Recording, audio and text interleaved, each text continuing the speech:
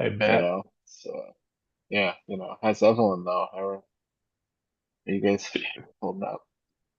Doing good. Doing good. That's good.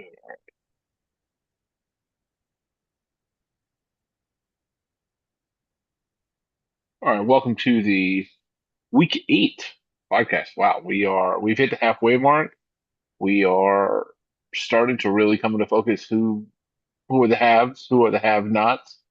We'll talk about that. We'll talk about both real and fantasy trades. We'll talk about injuries and what that means for who should be buyers and sellers. But before we do all of that, I have to introduce tonight's guest, the probably OG of podcast guests, new father, living off that new dad energy.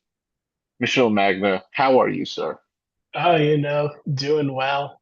Thank you for that very nice introduction. You know, Being the new dad has been great. It's been a joy. It's been a pleasure. It's also meant that I have a lot less time to second and third guess every fantasy decision. And I just have to go with my gut and run with it.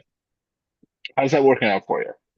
Well, the one time that I had a little more time to deliberate on something, I pulled Ken Walker out on that Monday night football doubleheader where he scored 29 points. So all the other times where I haven't overthought it, I've been doing great. But we'll get into that more We will. as the game goes, as the podcast goes on. We call it a game.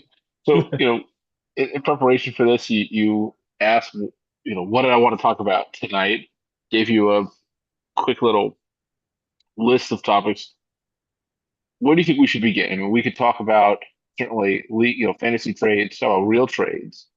Maybe the better place to start is talk about receiver injuries because that I think kind of dovetails and leads into some of those other discussions. But if you think there's a better place to No, I jump think off, let's I'm let's happy to do start that. with NFL IRL.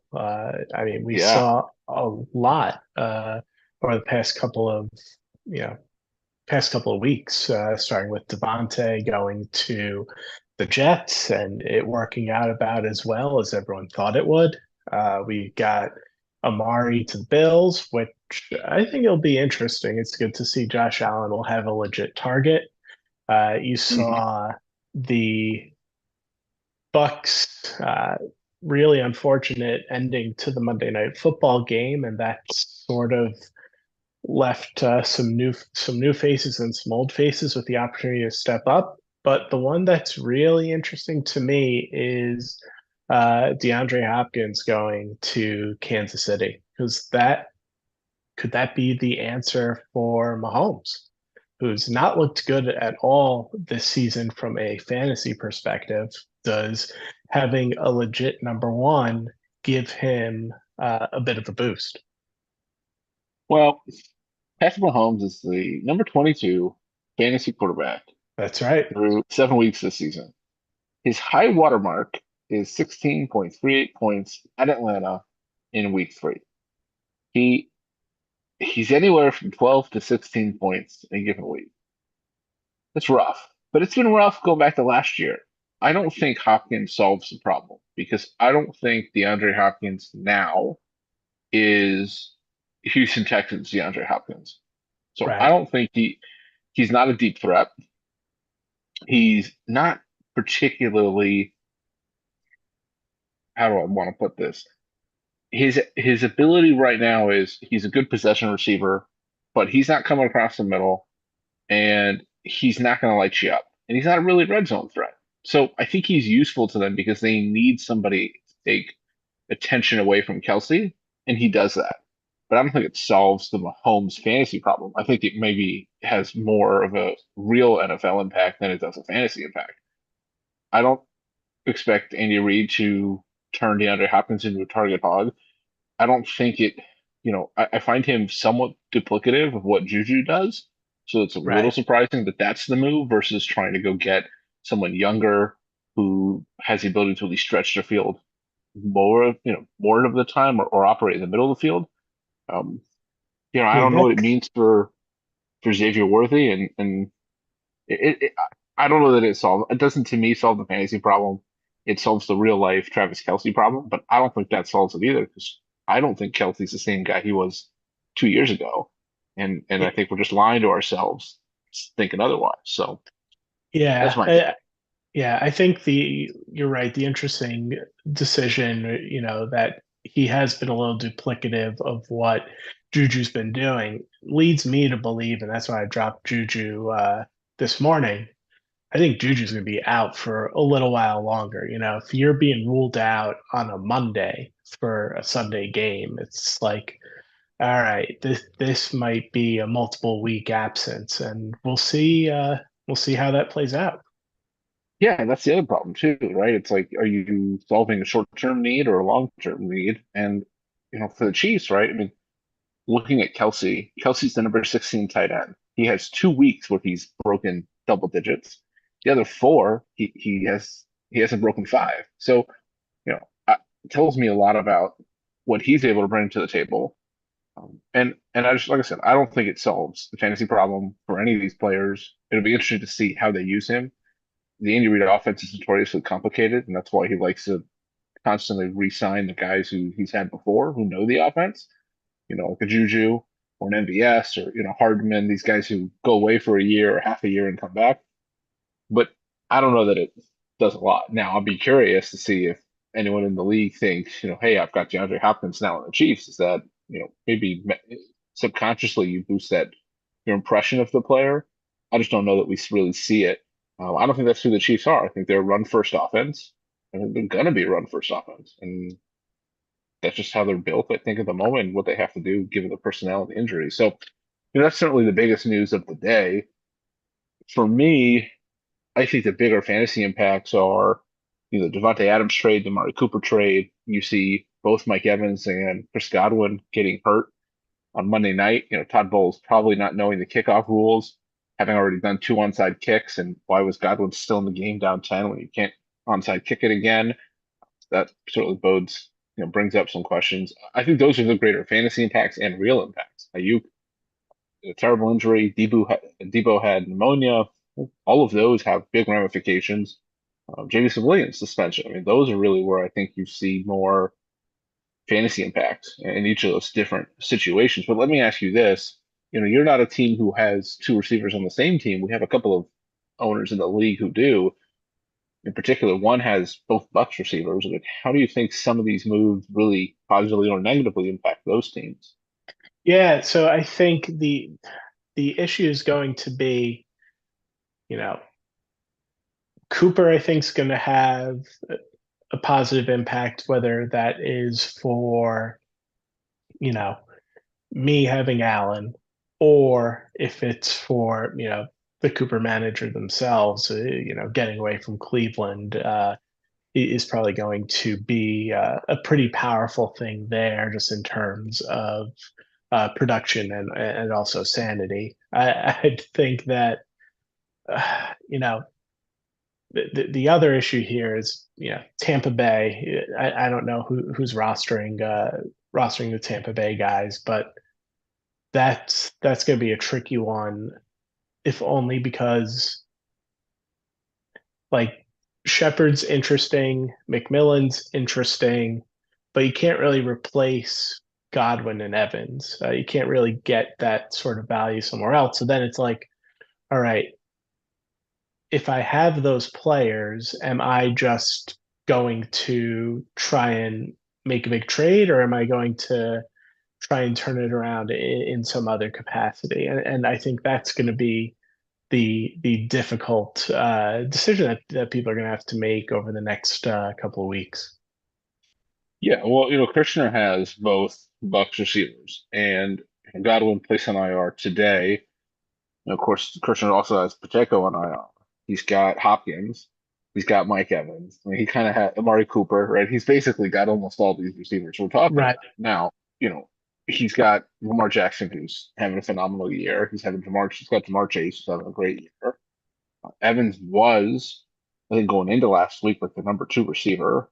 So, or no, Godwin, sorry, is the number two receiver, and Evans is top 15. So that's a huge loss. I think Cooper's value definitely goes up because everybody's looking at, well, he only played a third of the snaps and he had 6 targets for 60 yards and a touchdown. Well, it's great, but Right. they're not going to throw him 18 targets in a game. It's just not how the Bills That's operate. no, They're a run first offense. You've got other players who are good. I do think it's a huge boost for Cooper. I would project him to be a definitely top 20, probably top 15 receiver the rest of the year. Borderline top 10 or 12, depending on matchups and game script and whatnot. But the Bills like to run the ball. They got two running backs who are capable. They got a running quarterback. So there's going to probably be some mediocre weeks. There's probably going to be some big weeks as well for Cooper. I definitely think it's a huge bump for him. But for Christian scheme as a whole, I think it's an interesting case study. You have two receivers.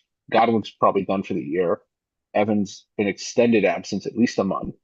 right. And unless you just trust DeAndre Hopkins to basically be your third receiver on your fantasy team, you kind of need help um, because he's got good running backs and Lamar and Jamar Chase are you traded for Cole Kmet, so we can't overlook that the boomer bust That's Cole right.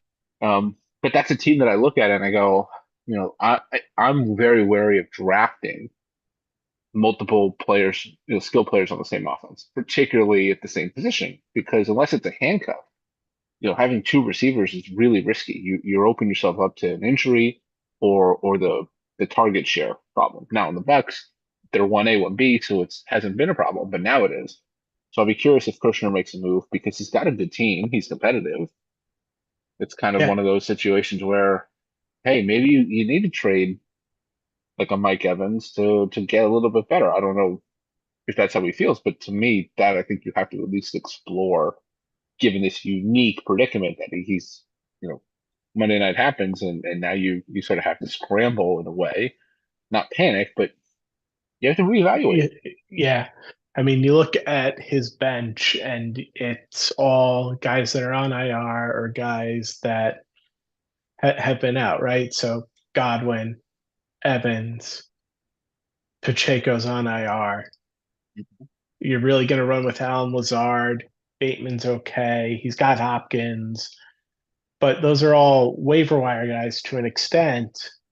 You almost have to think, all right, who can I be talking to get some future value out of Evans and stay in the game over the next 4 weeks, right? So, if you look at Hmm. someone like a Jacobs, right, who has three now top 12 running backs,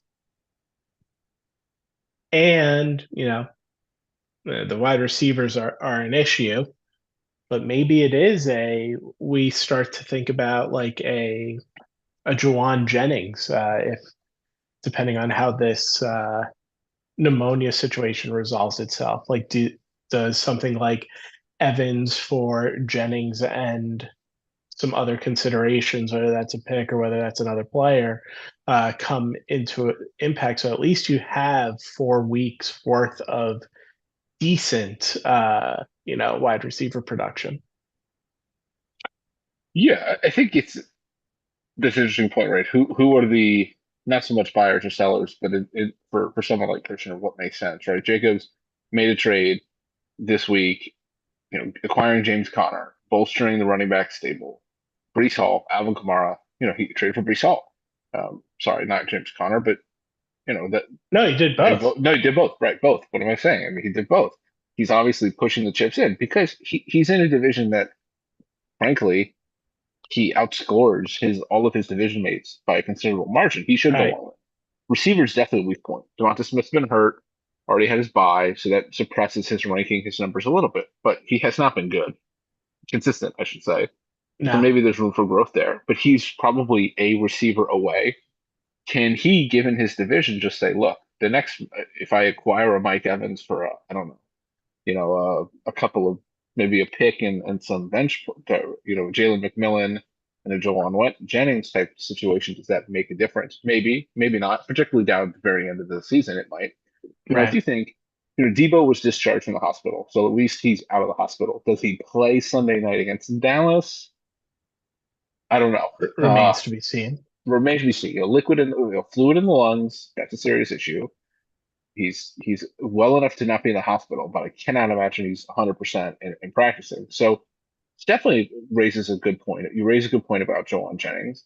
I think it's a situation where you've got to look around and go, okay, who has on their roster three or four receivers plus a surplus depth type piece that maybe I can, if you're someone like Kirshner or somebody just in general, if you feel like, hey, I need to improve the overall depth or quality of the depth, right? You're not gonna rarely going to make a trade for number one receiver. There's not really one on a weak team that you're thinking I got to go get. Paul's in the live chat. We can certainly talk about Deontay Johnson, and now with Bryce Young, that certainly pushes his value down, Paul. So stop trying to sell high on Deontay Johnson. Um, it's I just think it's interesting, and I guess let's dovetail that into looking ahead here. Who do you think are the buyers and the sellers? We've seen a lot of trades already, which is great. I think it keeps, it's a lot of activity. We obviously have, seven or eight competitive teams. We've got a bunch that, the rest are not.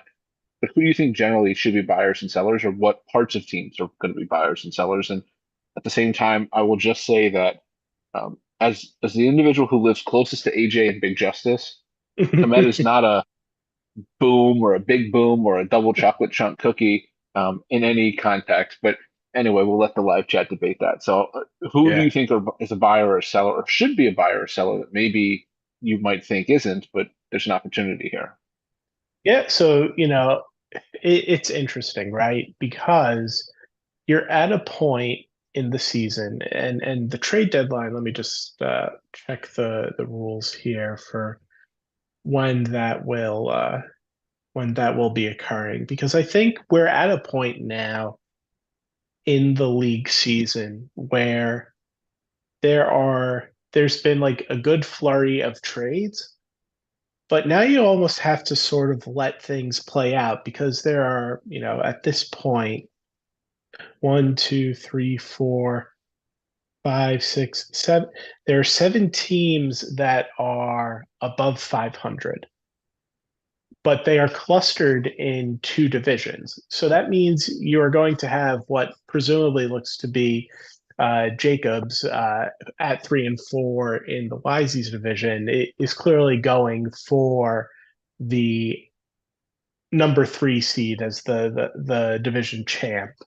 So that means you have seven seven teams for five spots. Now, at that point, you know, everyone's kind of close where we are right now. You know, a close break here or there, a good matchup, a bad matchup where you get a little unlucky. Okay. Then you start to think, all right, everyone could conceivably say that they're in it. So now the trade deadline being November 19th. So November 19th, that would be uh, that'd be right at the end of week 11. So we still have 4 more weeks where trades could be occurring. I'd be surprised if we see a lot of trades this week or even next, if only because we've kind of got a balance in the market right now. We've seen that there are teams that have said, all right, I'm going for it, and there are teams that definitely haven't. But if you start to look at who's left, right? Like at this point, you have what? Three teams that are 2-5 or 1-6. If you look at the roster, right? Like Paul has guys that are like number twos and flex guys. He doesn't have anyone left that someone's going to be breaking the bank for. He's already sold Hmm. out. Now, maybe he has a waiver claim that really blows up, but at this point in time, like no one's really going to be going nuts for Deontay Johnson or Xavier Worthy or Jake Ferguson. They might in a couple of weeks, but none of those picks really move the needle after week 7. So then we look at Drew, or I'm sorry, not Drew. We look at Evan. Evan's got Bijan Robinson, which will be a big move whenever that happens. He's got David Njoku, which I think will. I mean, he's the only one left on uh, on Cleveland who's getting the ball. Um, and then maybe you have Matt Stafford if he gets traded somewhere, or Brendan Aubrey if he gets off jury duty. But Hmm. the, again, that Bijan's probably the big piece that's left outstanding. And you look at Emmanuel. Emmanuel's interesting, right? Because Kyron Williams at a like 15th round value or like whatever his second year of being a keeper off a waiver claim value. It's that's something that you could just say, look, it wasn't my year, but I'm still going to build off of this. Kyron is a centerpiece next year. Pollard is interesting as well. But you're kind of and Puka designated to return. Well, there might be enough there if Puka returns as well. But you know, the buying from those teams that are going to be, your obvious sellers, right? We like the only thing that's really worth a big blockbuster move is Bijan Robinson. So Evan's definitely in the driver's seat for commanding a high price in the market if someone wants to make a move right now. And as the Algier manager, I was definitely thinking about it. But I think you might see over the next couple of weeks the playoff picture start to solidify a little bit, and then you'll have more sellers because there are definitely good players out there that can make a run to the playoffs and can help a team. But we're just not at the point where anyone realistically should be selling because if you're four Well, and three, here's the like interesting run part, it right? out. So your second set of division matchups are not until weeks 12 to 14. So the trade deadline's going to come and go before that happens. And over the next month, there's going to be, I haven't looked at every single schedule, but you're going to have upsets. But in general, I mean, on a given week, right? Three, or there's presumably going to be three what look like very easy matchups. And there's also going to be some cannibalization, but realistically, like I don't know how much. I think that you can look at the teams that have winning records, but the problem is I think if you dig deeper than that, Jacob's problem is that he may not really separate from a record wise until he gets back into those division matchups, just because of you know his team has Right. gotten a lot better this week, so we'll have to see. But you know, you never really know. Um, Drew doesn't, has a winning record, but I mean, he's a bottom five team in terms of points for, on a weekly basis, or that makes it a little tricky. How much can you bank on that outside of having a, really advantageous matchup? And I do also think in general, your team, Watson's team, and every team in the Leo's division, there's going to be a lot of, self-inflicted pain because people have to lose in those matchups. Right. Now, I will say, Wagner, he sits at 5-2, so he's not going to want to be a seller. And despite him saying that Mahomes is on a great, buy now price during this podcast, based on some of our discussion and our analysis, that you can buy Mahomes now for a good price just for you. Um, the interesting thing about him is that his team, compared to his division mates, compared to the other teams that he's really competing for to make the playoffs, he's there's a clear difference in terms of weekly points for. And that doesn't mean he can't win a lot of these matchups, but it might make it a little bit harder for him. He doesn't have, you go up into his roster, he doesn't have like the top two or three or four guy at a Right. position, right? He's kind of like, well, these are good players, but they're not exceptional players. It doesn't mean that they can't go off. CeeDee Lamb, slow start to the year. He's a number 15 receiver. Maybe it gets a little bit better. It may not. Dallas just doesn't look very good. So, Right. I don't know what Wagner does. In terms of sellers, yeah, you're right. Bijan is going to be a big, Brees Hall got moved this week. Obviously Jacobs had to decide he wanted Brees Hall instead of Bijan. I think it's sort of a 1A, 1B type situation there. It's kind of preference. The other interesting aspect with Manny is it's a two keeper league. So Right. Kyron Williams and Puka are both, 15th round keepers. Hmm. But Brian Thomas is an eighth round keeper next year. Brian Thomas is number five receiver. Now, I don't know how much you want to trust that. Is Doug Peterson going to get fired in a week, come Monday? What does that mean? Is that good or bad for Brian Thomas? I don't know. For Manny, Brian Thomas is worth a lot for this year, next year. That's definitely a high priced asset. Does he value that more than Puka? I don't know. Maybe you got to see what Puka looks like coming back off this long Right. injury stay for 2 months. That might influence Manny. Does he trade Puka? Does he trade Brian Thomas? I think he has to deal one of them because realistically, I think you have to keep Kyron, right? If Kyron Williams is going to Yeah, be a top five fantasy running back, that price, even with a coach who doesn't really like him, you got to keep him, right? He's just a touchdown that's right. machine, even though the offensive line's trash. And so Manny's going to have to make that call early in the year. He says, I can't trade Brian Thomas. Puka's hurt, but at some point, Manny's going to have to make that decision. Nobody can make That's it right. for him. That to me is interesting because there's the potential of a top 10 receiver on the market. But I agree with you. I don't think Manny needs to make that deal now because Puka may not play tomorrow night. And beyond that, you kind of want to see what he looks like. And there's rumors of Stafford being traded. What does that do? So that's definitely a question mark. And I just look at, or not look at, but anticipate there may be moves between some of these playoff bound or competitive teams because somebody might look at their roster and go, look, I need a running back. I got extra receivers or vice versa. Let's make a deal. The other interesting wrinkle is, and I didn't realize this on waivers, but Jake Ferguson got dropped the other day. And Right. I'll give Paul credit. Paul scooped him up.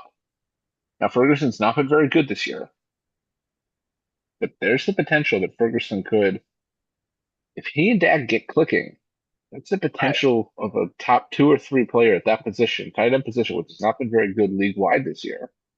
Just in fantasy in general, that's an interesting pickup and asset for Paul. So kudos to Yeah, Paul. He deserves, that gets a big boom, 100%. that's right.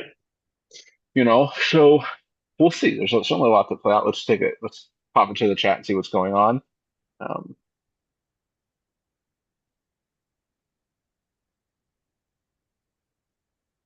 What do we have in the chat? let's see. It's mostly just Paul and Wagner going back and forth, stroking each other's egos. Um, Paul's appreciating the flowers he's receiving, probably the first time in pod history. So I think he deserves it. I did submit the Paul Kirshner trade to be graded. It did not make it into the trade grades. I do think it is an interesting one. Still, let's pause in the live chat. Let's talk a little bit about Deontay Johnson. That's obviously an asset that's movable. I do think the price has come down.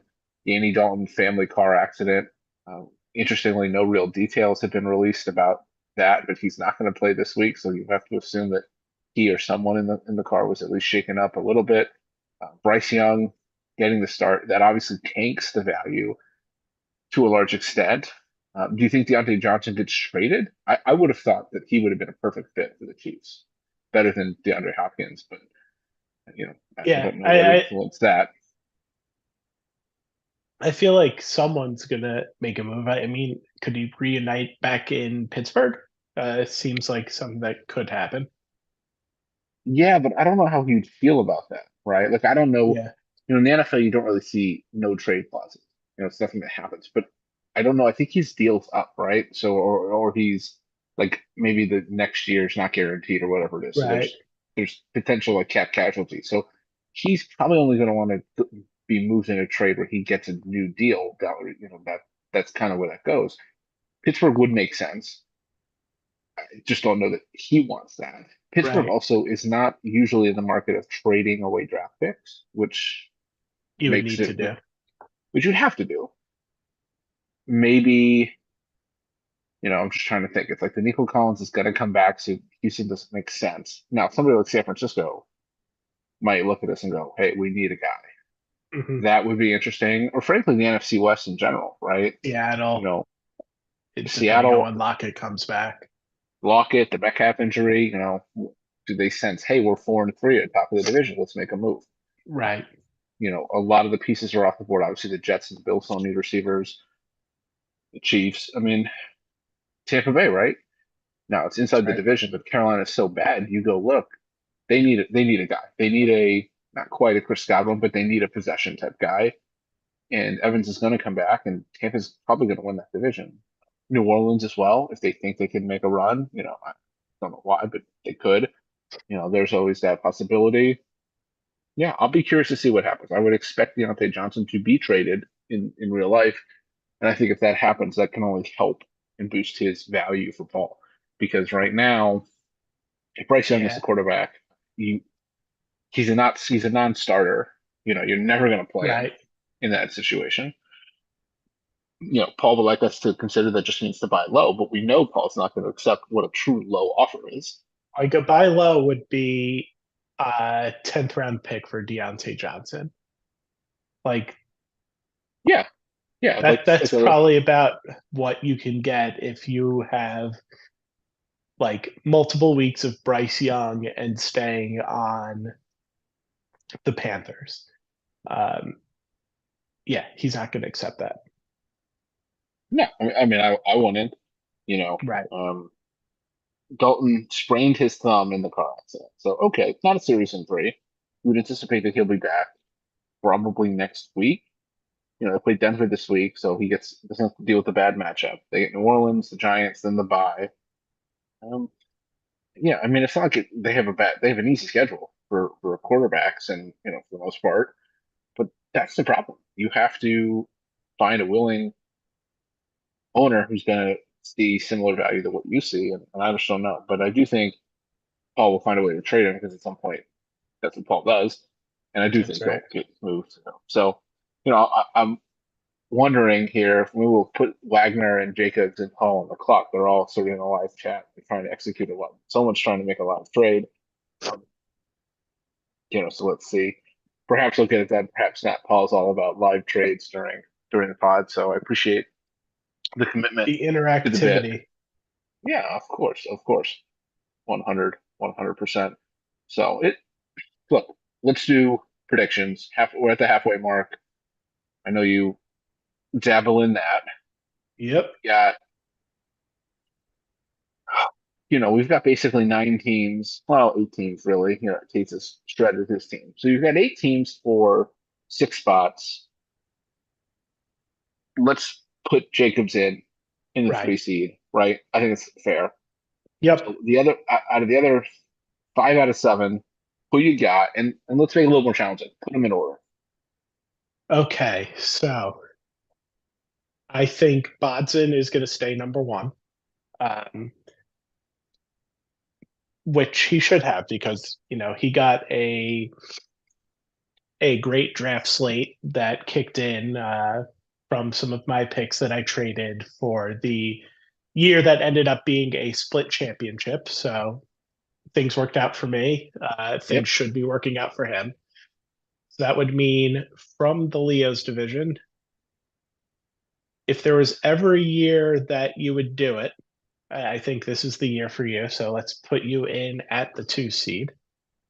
So then it comes down to Jacobs at the 3. I'm going to say that I vault up to the number 4 seed.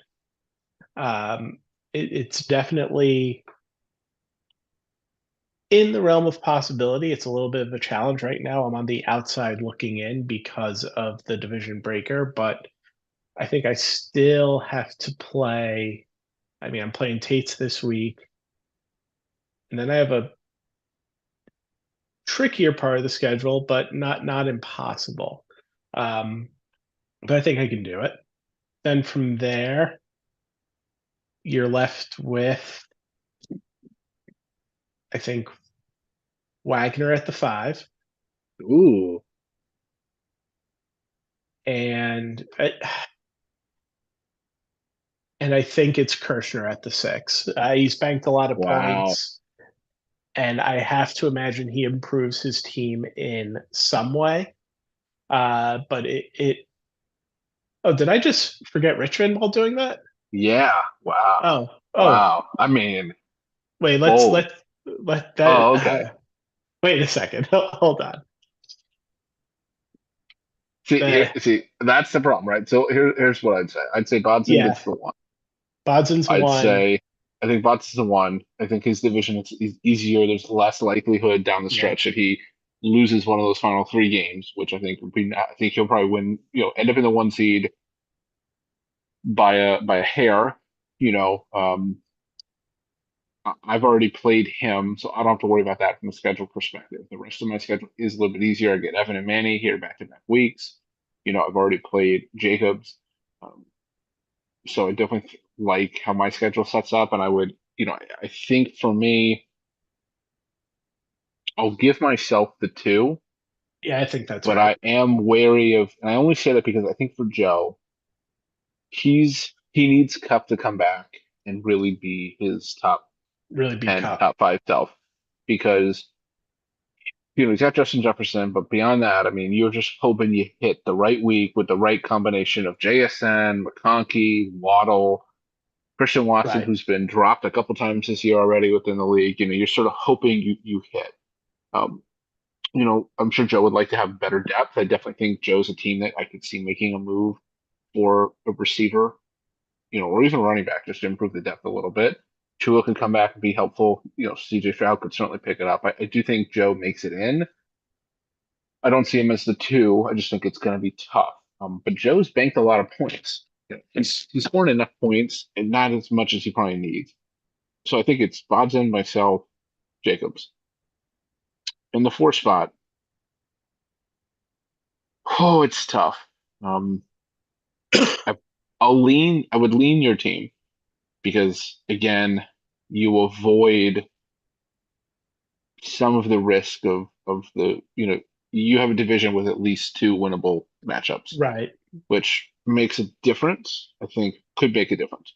I don't know what your schedule sets up as, but I definitely think there's a benefit there. And you'll probably make a move to get better, and your team has room to grow. Nico Collins certainly coming back would be a help. In the five, no, what are we now? We're down to the six. I'm gonna go No, Kirshner. because well, so if I'm the four, that means we So you're the have, four. Okay, so you're the for four. five and six, we have Richmond, Wagner, and Kirschner, who See, gets left out. I don't think it's Wagner. I don't think Wagner's team is good enough. It doesn't have enough top end talent. He's not making enough points. So Yeah. he's already 100 points behind Kirshner, and he's 50 points behind Joe. So he can make those up, but that's hard.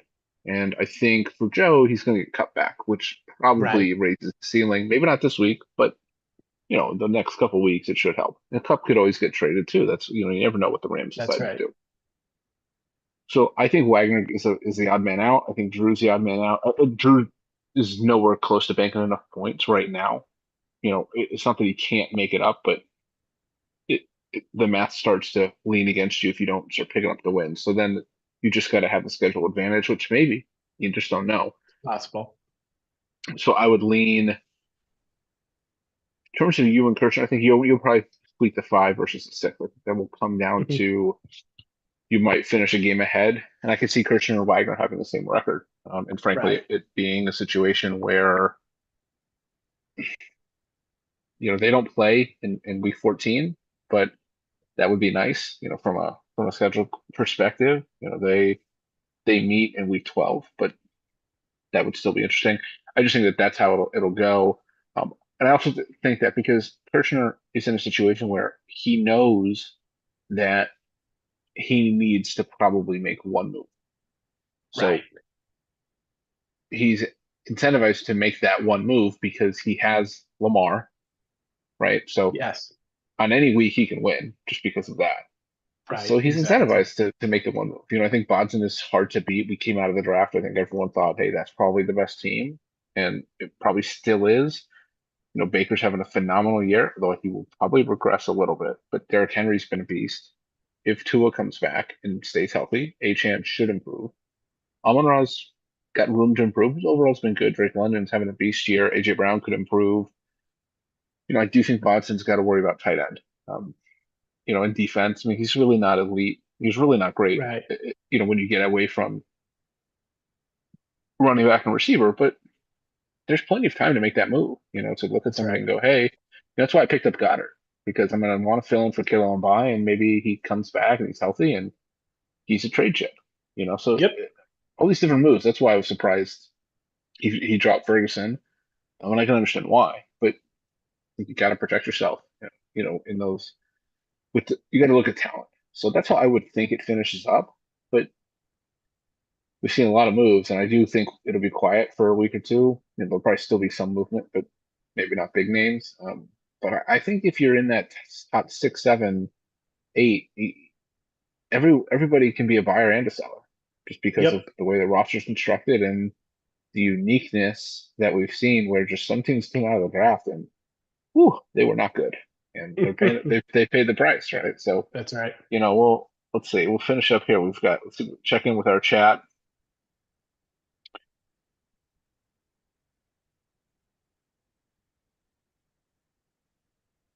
Wagner would like everyone to know that he plays Paul this week, so that already counts as a win. And certainly that's likely to be the case. Paul would like you to accept his trade offer. I think you should read the trade offer here on the podcast. All right. So here it is. Trades. 2 picks for 2 picks. Albuquerque gets a 4 and a 6. I get 2 5s. That is interesting.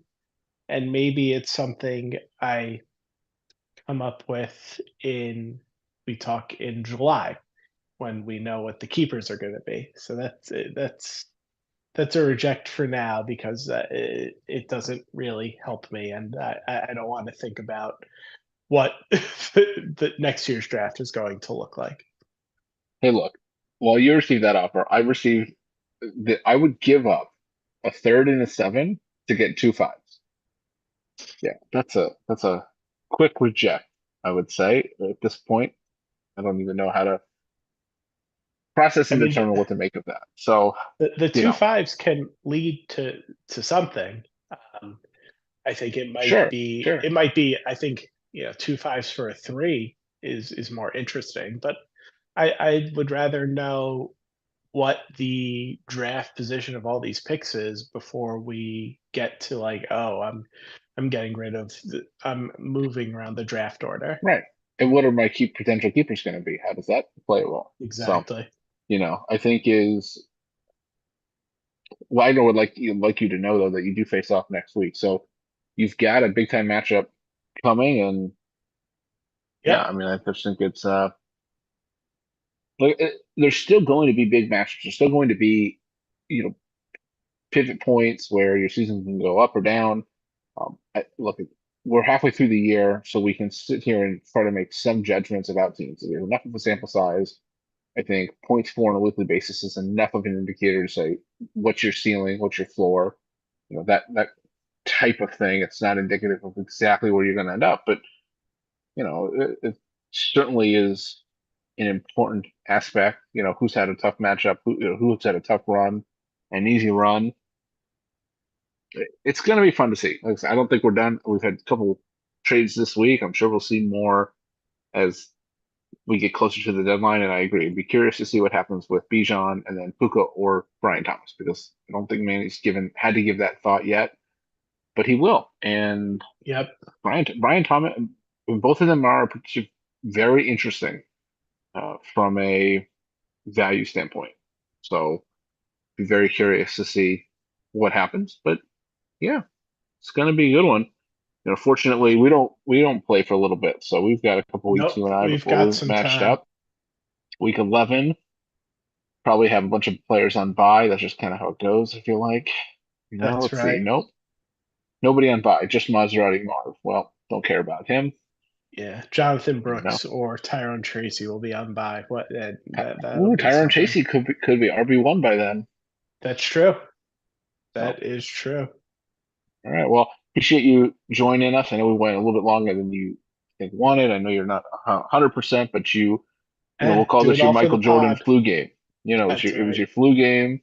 we hit all the topics. I think we stayed in a good rhythm, a good flow. So, that Mucinex, that meds That's are right. kicking in, and then yeah, well, anyway, good luck this week, and hopefully you win next week as well. We'll try to get Wagner on and talk some trash.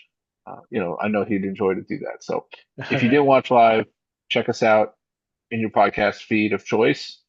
Happy to be out there on the interwebs, and yeah, just, we're trying to, we get everybody to listen once 1 week out of the year.